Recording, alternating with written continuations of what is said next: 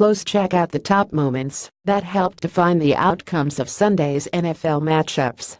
USA Today spurts Baltimore just before the national anthem and not long after the traditional salute to the military at Montana Bank Stadium on Sunday. Baltimore Ravens players and coaches banded together on the sideline during the pregame festivities and collectively took a knee. There should have been no confusion about the purpose.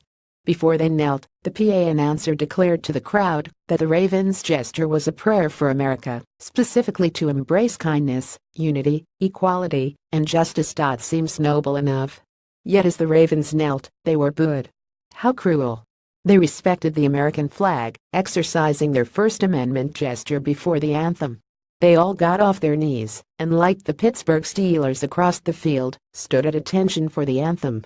But the bluebirds, and they can't say this was about the flag or the military, showered this group of largely African-American men kneeling in their peaceful demonstration with fresh negativity. That just goes to show, Ravens linebacker C.J. Mosley said, it has nothing to do with the anthem. Who gets booed during a moment of silence? Apparently disdain from the bluebirds is aimed more for the messengers or the message that too much of America isn't too comfortable with protesting social inequalities, including the killings of unarmed black men by police that sparked the initial protests last year, than for an infringement on the sacred flag or disrespect for the military.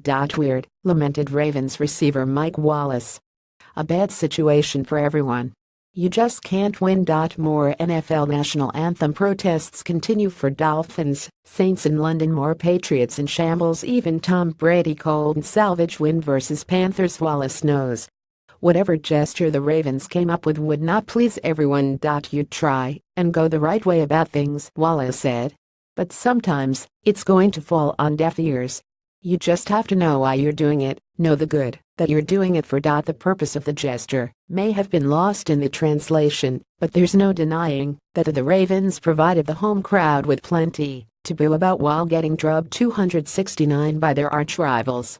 Joe Flacco was sacked 4 times and threw 2 ugly fourth-quarter interceptions when his team still had a shot of making a game of it. I sucked, Flacco said. It wasn't good. Alex Collins demonstrated some spark with his 82-yard rushing game punctuated by a 50-yard run. But he embodied deflation too, with his fumble jump starting the second-quarter drive that extended Pittsburgh's lead to 130. Meanwhile, the defense was rather soft too, allowing Le'Veon Bell to rush for 144 yards and 2 TDs. All this, a week after the Ravens were crushed 447 by the Jacksonville Jaguars in London. In 2 games, the Ravens 22 have been outscored, 70-16. And this team was playing for first place. I just think we need to execute, tackle Ronnie Stanley explained. It seems as though that's the phrase that pays on a day that the quarterback had a pedestrian passer rating of 64.6. Said Flacco, we've got to execute. That's where it starts. Maybe Jeremy McLin can add some insight. I think we're not executing, McLin said.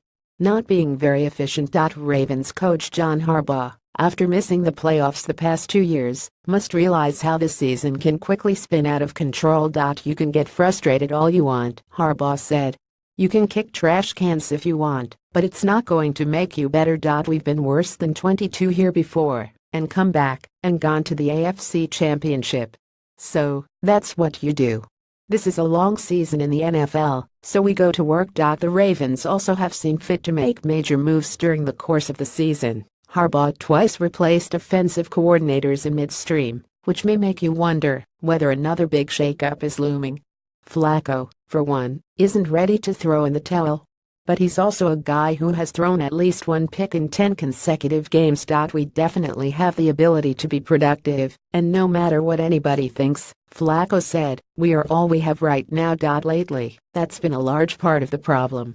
Photos best of week 4.